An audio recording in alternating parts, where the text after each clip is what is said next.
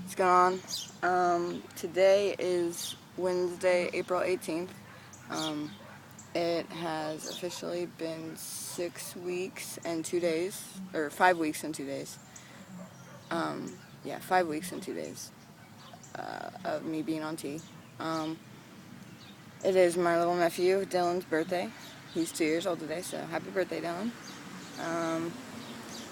Let's see, there's a lot of changes, but I'm not going to talk about changes today. I am going to talk about working out, because I'm outside right now, and I just spent 45 minutes of actually hard, not like lifting weights or anything like that. When I say workout, I do a lot of agility training and a lot of like speed training and endurance training, because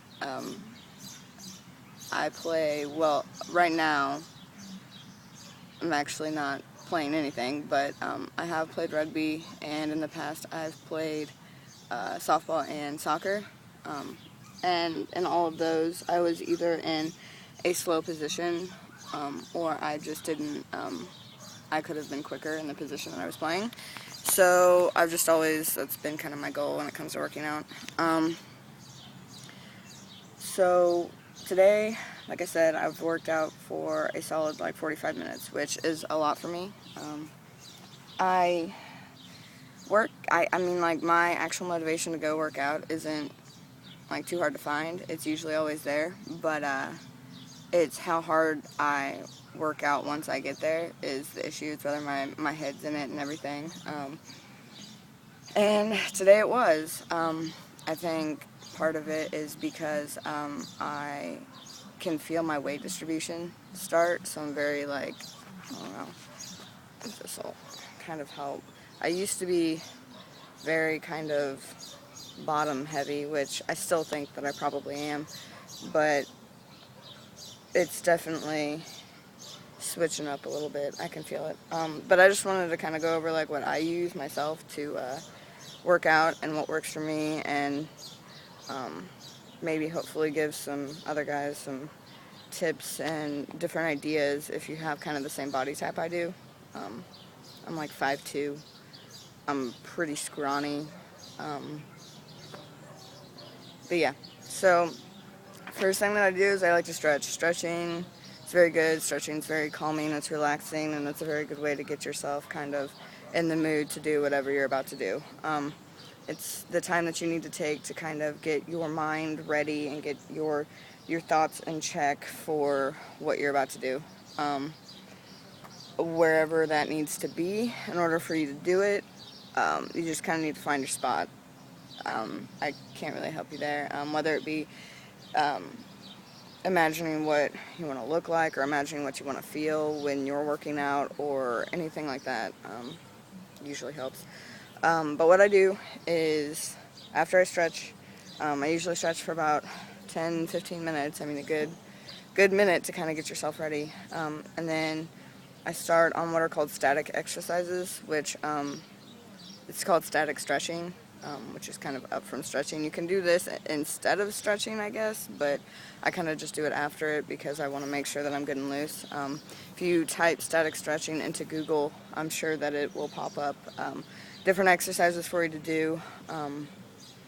So yeah. Next thing I do is I have sidewalk chalk. I just get a little thing of it from Walmart, and it was 97 cents because it's Easter, and apparently sidewalk chalk is a huge thing during Easter. And then I draw this huge thing that you see on my sidewalk right here, which it's called a ladder. It's one of those things that you see in She's the Man. Maybe, I don't know if anybody's seen that.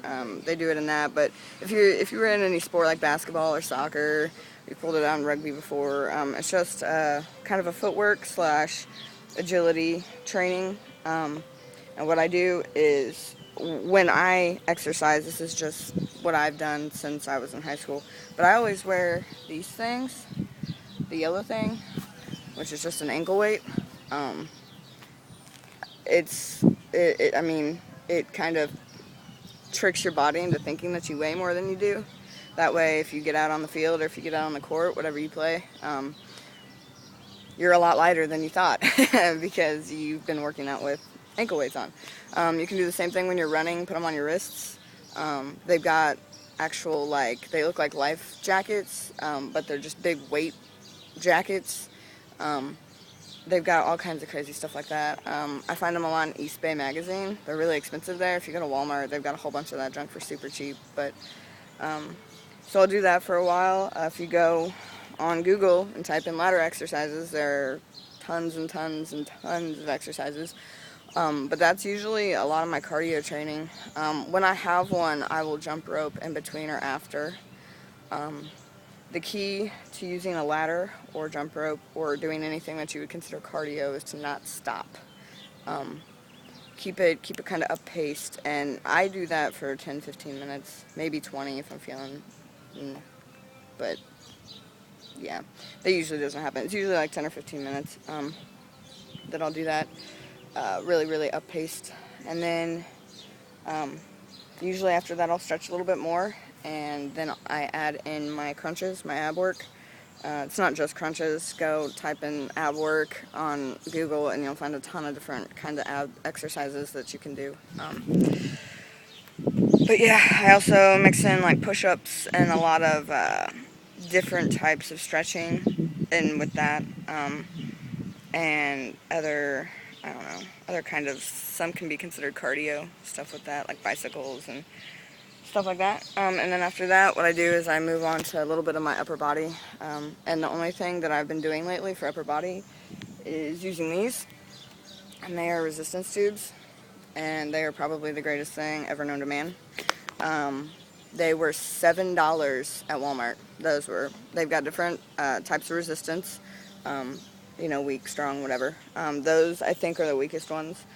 And go type in resistance tubes to Google and you'll find billions of different things that you can do with these things. I literally just spent 45 minutes and under $10 to get a pretty rockin' workout. It's actually hurting my arm right now to hold this up for so long because I just did it. Make sure you got a lot of water in there, make sure your head's in the right place, and you'll definitely have a really good workout. I can already feel when I was doing push-ups, there's a thing that we do called a pyramid where I will start with 5 push-ups, then do 5 sit-ups, then move to 10 push-ups, 10 sit-ups, 15 push-ups, 15 sit-ups, go back down to 10 push-ups, 10 sit-ups, 5 push-ups, 5 sit-ups.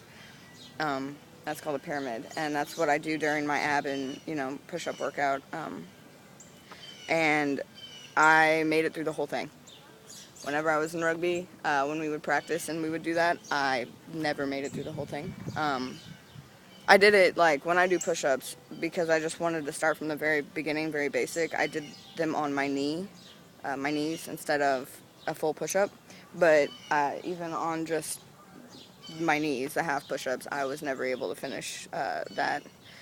And so I'm really, really, really happy about that.